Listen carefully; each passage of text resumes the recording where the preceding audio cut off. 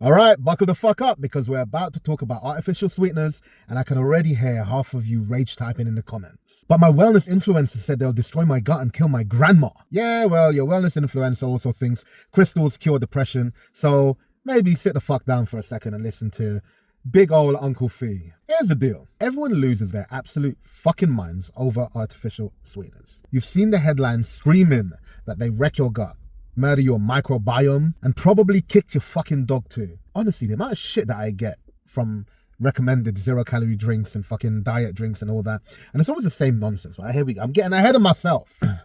Now, most of that panic comes from studies where they basically tortured some mice.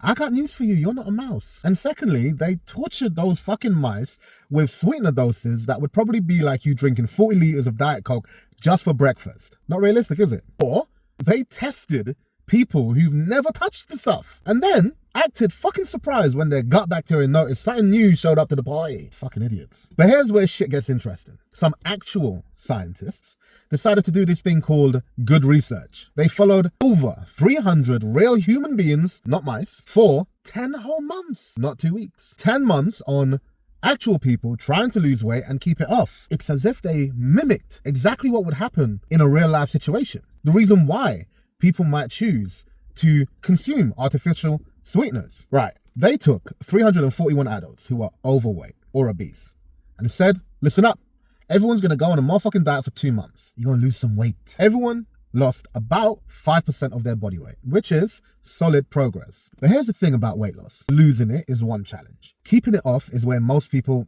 eat like shit and basically go back to square one. That vicious cycle. After those first 2 months, they took everyone and split them into 2 groups. The first group got to replace their sugar with artificial sweeteners, any kind that they wanted. Aspartame, Sucralose, stevia, whatever the fuck floated your boat. Now the second group, they kept eating some sugar, but just tried to cut back on everything else. Both groups were eating normally otherwise, just with these specific changes around basically sweeteners versus sugar. Then they waited for 10 months. Because unlike your average bullshit study that runs for 3 weeks and then draws earth-shattering conclusions, these researchers actually seem to have had some kind of motherfucking patience. Now, listen up, take notes. Here's what happened. The sweetener group kept about 1.6 kilograms more fat off than the sugar group. That's about 3.5 pounds. As always, I can hear some of you saying, that's it? 3 pounds? And yeah, it's not a massive amount. But think about it this way. Over the course of a year, while living their normal lives, eating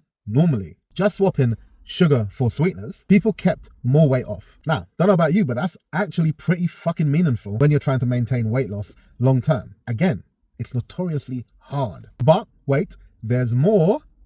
And this is where this shit gets really interesting. There's a pun there, you're gonna see it. All you gut health obsessed people out there, listen the fuck up. A smaller group gave 2 samples. I told you there was a pun there. Because science is glamorous as fuck. And the researchers analyzed their gut bacteria. Are you ready for this? Hold on to your bum cheeks. The sweetener group showed increases in bacteria that produced short-chain fatty acids. Now, these are little molecular helpers your gut makes that calm down inflammation, helps your body process sugar better, and generally is considered good news for your metabolic health. So all of you that's been screaming about those fucking headlines about the sweeteners massacring your microbiome and all this kind of shit, well, this study showed that the bacterial change looked positive, not apocalyptic. The sweetener group's guts were producing more of the good stuff, not less. Now, does this mean sweeteners are magical unicorn tears that will cure anything and everything? Absolutely fucking not. And anyone that tells you otherwise is selling you something.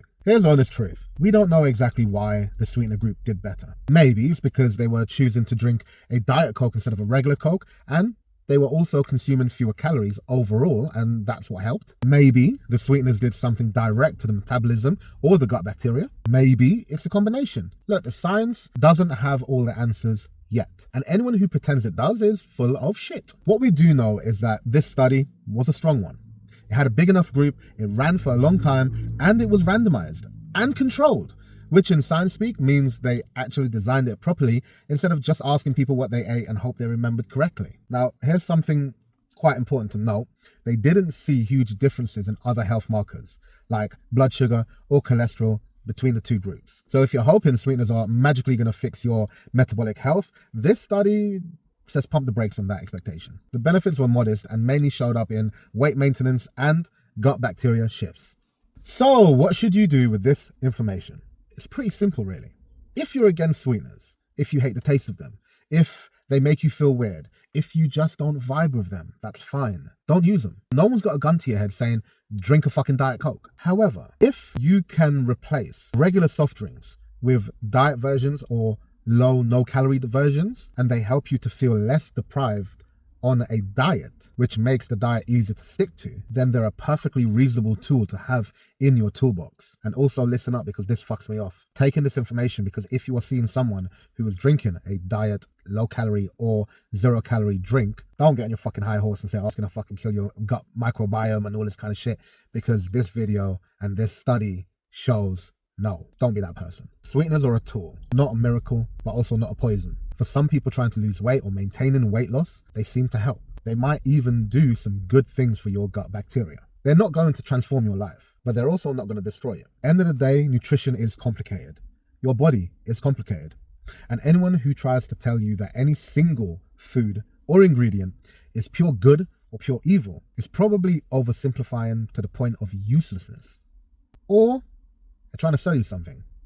This study suggests that for people trying to manage their weight, replacing sugar with sweeteners over the long term might help you keep some extra weight off and could even benefit your gut bacteria in the process. You don't need to panic about the diet drinks. But also, artificial sweeteners are not the secret to eternal life. Use them if they work for you, don't if you don't like them. But as a whole, maybe stop letting Instagram wellness gurus make your dietary decisions for you. Now go forth and make informed choices like an intelligent human being, the intelligent human being that you are. And maybe send this to, that one friend who won't shut up about how sweeteners are toxic, despite having zero understanding of actual toxicology. Now that you have an understanding of this, go and get it done.